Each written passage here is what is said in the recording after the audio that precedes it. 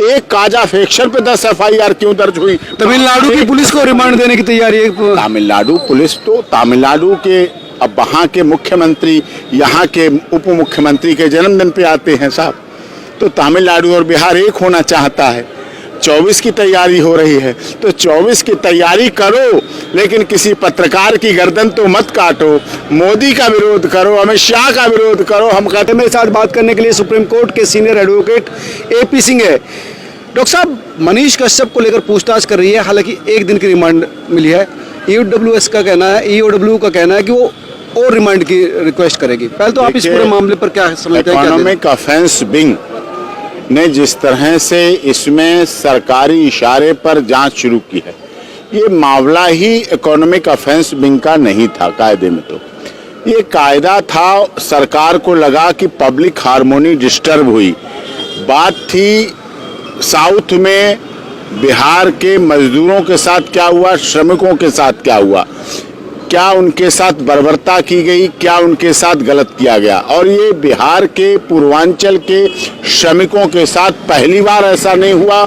South में, महाराष्ट्र में यदा कदा होता रहता है। महाराष्ट्र के पूर्व मुख्यमंत्री शिवसेना के लोग लगातार इस बात को कहते हैं, हम एंट्री नहीं करने देंगे, हम इनको नौकरी नहीं देंगे, हम इनके लिए ये करेंगे वो करेंगे। इस तरह से उनके साथ मारपीट और लगातार आसाम में होता, ऐसा ही वहाँ हुआ। बिहार राज्य, पूर्वांचल के राज्य छत्तीसगढ़, झारखंड, ये मैन पावर को देते हैं। पूरी दुनिया में मैन पावर जाती है, केवल साउथ की नहीं। और उस खबर, उनके प्रति कैसा अपमान हुआ, बरेली में अपमान हुआ, उसकी खबर चली, बड़े बड़े अखबारों ने छापी, बड़े बड़े चैनल छापी। और पत्रकारिता का मतलब है कि निडर, निर्भीक, निष्पक्ष पत्रकारिता करना सबका काम है, सबका दायित्व है। पत्रकारिता का मतलब ही है कि ऐसा करे। और इसके बाद भी, होने के बाद, एक पत्रकार मनीष कश्यप को केवल टारगेट किया गया। इसका मतलब है कहीं ना कहीं आप राजनीतिक बदले की भावना से, जब राजनीतिक बदले की भावना से पत्रकारिता चलती है, राजनीतिक बदला लिया जाता है, तो वो पत्रकारिता, लोकतंत्र, अच्छे समाज, अच्छी सरकारों के लिए भी घातक बैठता है। क्योंकि सरकार का कहना है कि वो फर्जी वीडियो था जो उसने ट्वीट किया। फर्जी था, असली था, नकली था, जांच कौन करेगा? विभाग करेगा, सूचना प्रसारण मंत्रालय करेगा, उनके चैनल्स करेंगे, उनकी व्यवस्था करेगी, पुलिस करेगी। लेकिन सूचना प्रसारण मंत्रालय, बिहार सरकार ने ये नहीं देखा कि मनीष कश्यप ने साथ में ये भी लिखा कि मैं इस वीडियो की सत्यता की पुष्टि की वेरिफिकेशन नहीं करता, मैं इस वीडियो की सत्यता की गारंटी नहीं लेता। इसका मतलब क्या था?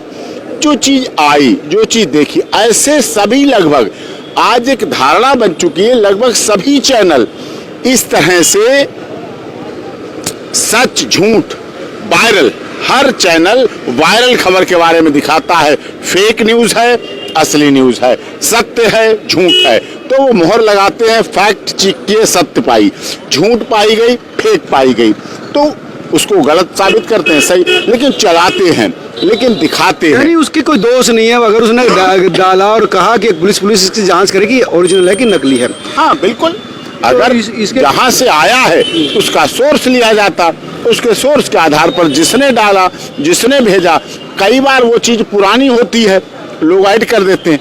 आज वर्ल्ड ग्लोबलाइज है, पूरा विश्व, वसुधैव कुटुंबकम की बात हमारा देश करता है, माननीय प्रधानमंत्री मोदी जी करते हैं, तो ये चीजें पूरी दुनिया से आ जाती हैं। कभी की कहीं की वीडियो आ जाती है, उसकी सत्यता की जांच कब हो पाती है, कैसे हो पाती है, कहाँ हो पाती है, ये करना अलग विषय है।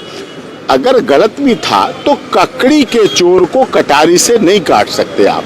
अगर कहीं बार आपने देखा, कई ऐसे खबरें हैं, मनमोहन सिंह जी अभी जीवित हैं, खबर कई बार क्या चल गई, मनमोहन सिंह जी नहीं रहे, अमर सिंह जी जीवित रहे और कई बार खबर चल गई अमर सिंह जी नहीं रहे। कई बार ऐसी घटनाएं हो जाती हैं, कई बार ऐसे सामाजिक जीवन में हो जाती हैं बातें, जो चीजें जल्दी ब्रेकिंग अब ब्रेक करने अब का ये- कायदा वही- का ही तो नहीं था कि ब्रेक करने की शुरुआत, ब्रेकिंग न्यूज की शुरुआत कई नेताओं ने भी ट्वीट किया, कई अखबारों ने छापी। कई अखबारों ने छापा, कई नेताओं ने ट्वीट किया, कई लोग संसद में, आज पार्लियामेंट में बैठे हुए क्या करते हैं पार्लियामेंट में? सुबह आप अखबार लेते हैं, संसद में बोलने लगते हैं जाके, किसी के इसके बारे में जो छप गया वही संसद में बोल देते हैं। उन्हें अपने से देश, अपने संसदीय सीट पे क्या हो रहा इसकी नहीं चिंता, उन्हें हाथरस की चिंता हो जाती है। कहीं साउथ में लड़के को मार दिया गया था वो घटना की बात हो जाती है, कहीं और चीजें हो जाती हैं, वो चीजें उनके लिए हो जाती हैं। बाद में हाथरस में निकलता है, 3 बरी हो जाते हैं, ना मर्डर पाया जाता, ना झगड़ा रेप पाया जाता। ईओडब्ल्यू ने जो 7 दिन की रिमांड मांगी थी लेकिन कोर्ट ने 1 दिन की दिया, तो इसका क्या मतलब समझते हैं? ईओडब्ल्यू का कहना है कि हम और भी डिमांड करेंगे। ईओडब्ल्यू का केस कमजोर है। ऑनरेबल कोर्ट को नहीं लगा कि 7 दिन के लिए दिया जाना चाहिए। उन्हें पता है जो व्यक्ति खुद सरेंडर किया है, खुद सरेंडर हुआ है, खाते आपने सीज कर दिए, खाते उसके पास, आपके पास हैं, आप रिकवरी कर चुके हैं, देख चुके हैं, तलाश कर चुके हैं, और उसके बाद आप रिमांड और मांग रहे साथ। इसका मतलब आप केवल हरासमेंट करने के लिए। और ऑनरेबल कोर्ट कभी भी एक्यूज हो चाहे कंप्लेनेंट हो, ऑनरेबल कोर्ट जब का उसका स्थान ऊंचा बनाया गया, इसीलिए जज साहब ऊपर बैठते हैं और एक साइड में कंप्लेनेंट खड़ा होता है, एक साइड में एक्यूज खड़ा होता है, दोनों बराबर में खड़े होते हैं। और ऑनरेबल कोर्ट का स्थान इसीलिए ऊंचा रखा जाता है, वहां से बराबर देख सके, समदृष्टि से देख सके, समानता के आधार पर देख सके, नेचुरल जस्टिस के आधार पर देख सके। जो प्राकृतिक सिद्धांत है उन आधारों की अवहेलना नहीं होनी चाहिए, इस आधार पर रखा जाता है, ये आवश्यक हो जाता है। इसलिए उस आधार पर ऑनरेबल कोर्ट, हालांकि ईओडब्ल्यू का कहना है कि हम और डिमांड करेंगे क्योंकि हमें कई चीजें फाइंड आउट करनी है। इसके पीछे कौन था, मनीष के पीछे कौन था? देखिए ईओडब्ल्यू का काम है, और कई बार एजेंसियां जब राजनीतिक दबाव में काम करती हैं, सत्ता के प्रभाव में काम करती हैं, तभी कई बार आपको याद होगा honourable supreme court of India के ऑनरेबल जस्टिस ने भी कहा था कि सीबीआई पिंजड़े में बंद तोता है। क्या कहा था? कि सीबीआई पिंजड़े में बंद तोता है। मैं नहीं कह रहा, कि honourable supreme court of India wax court कह चुकी है। तो इसीलिए चाहे इकोनॉमिक अफेंस विंग हो, चाहे इस तरह की उच्च स्तरीय जांच एजेंसियां हैं, उनको अपनी निष्पक्षता को बरकरार रखना चाहिए और समदृष्टि रखनी चाहिए। देखिए सत्ता आएगी जाएगी।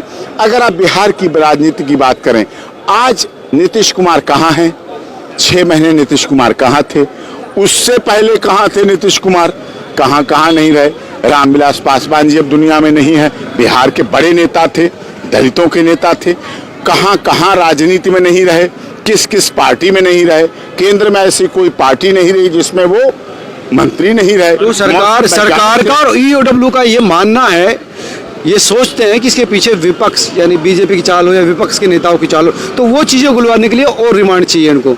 नहीं, अगर देखिए लोगों का नाम पत्रकार सबका होता है, पत्रकारिता सबकी होती है। आज आप सत्ता में हैं, कल आप सत्ता में नहीं होंगे। राजस्थान में तो हर 5 साल बाद बदलता रहता है, तो वहां के पत्रकार क्या करेंगे? वहां का भास्कर और राजस्थान पत्रिका और ईटीवी और ये सब कहां जाएंगे? चैनल अखबार कहां जाएंगे? वहां की बड़े बड़े अखबार है वहां। आज 5 साल ये है तो 5 साल बाद वो है, तो 5 साल बाद वो है, तो 5 साल बाद वो।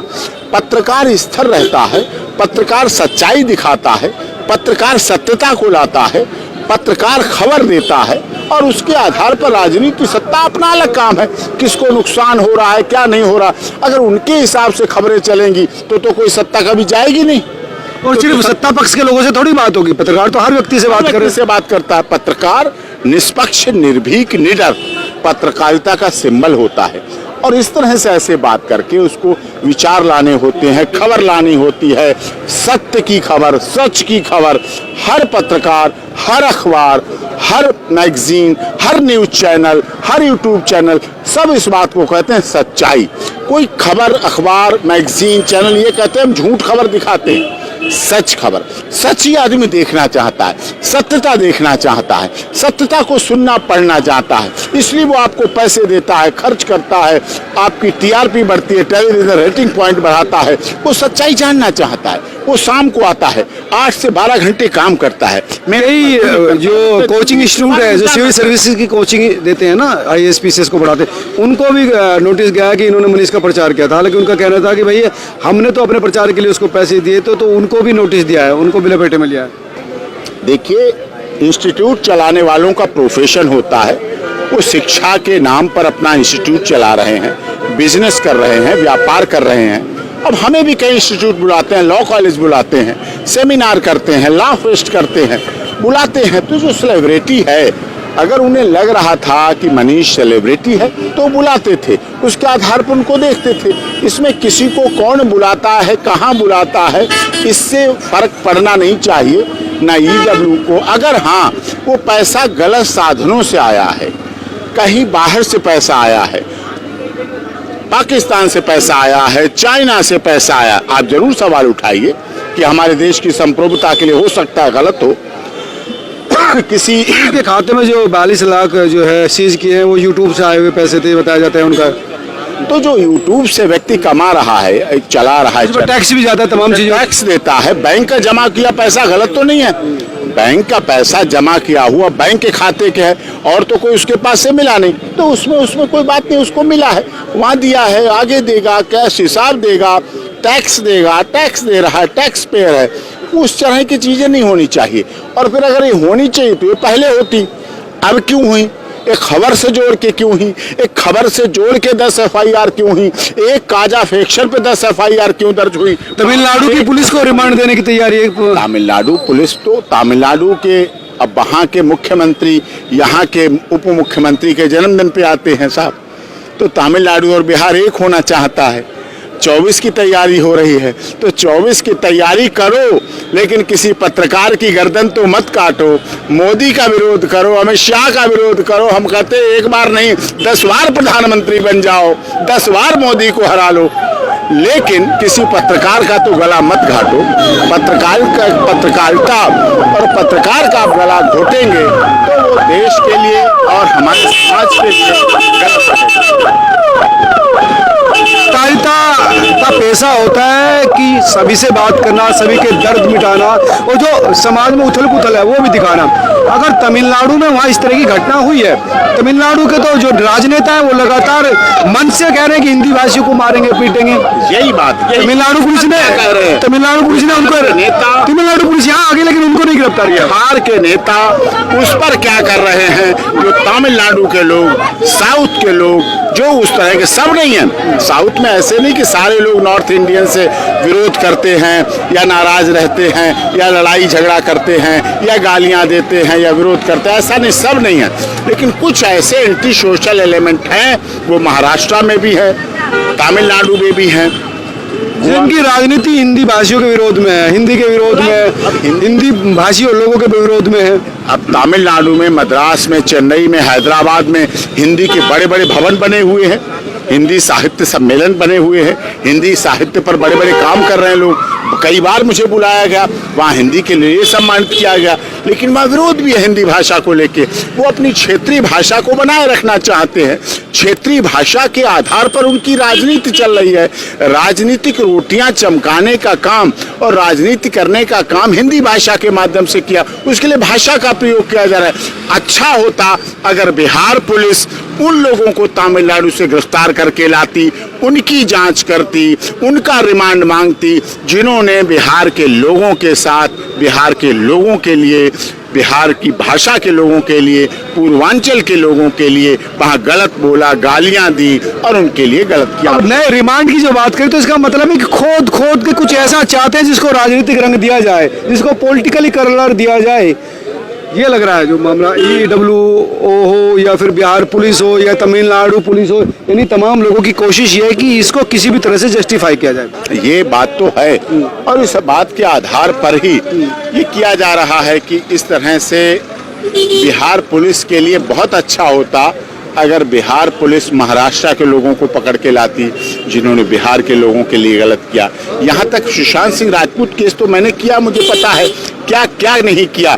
जो यहाँ का बिहार पुलिस का इंस्पेक्टर वहाँ जाता है महाराष्ट्र में, उसको पकड़ के क्वारंटाइन कर लिया गया, उसको पकड़ के बंद कर लिया गया बिहार पुलिस को, उसको बंद कर लिया गया। आप सोचिए, आप छोटी बात है वहाँ, उसको बंद करके कर लिया गया। ये चीज है, ये हालत है। तब कुछ नहीं किया बिहार पुलिस ने, नहीं किया, तब तब बिहार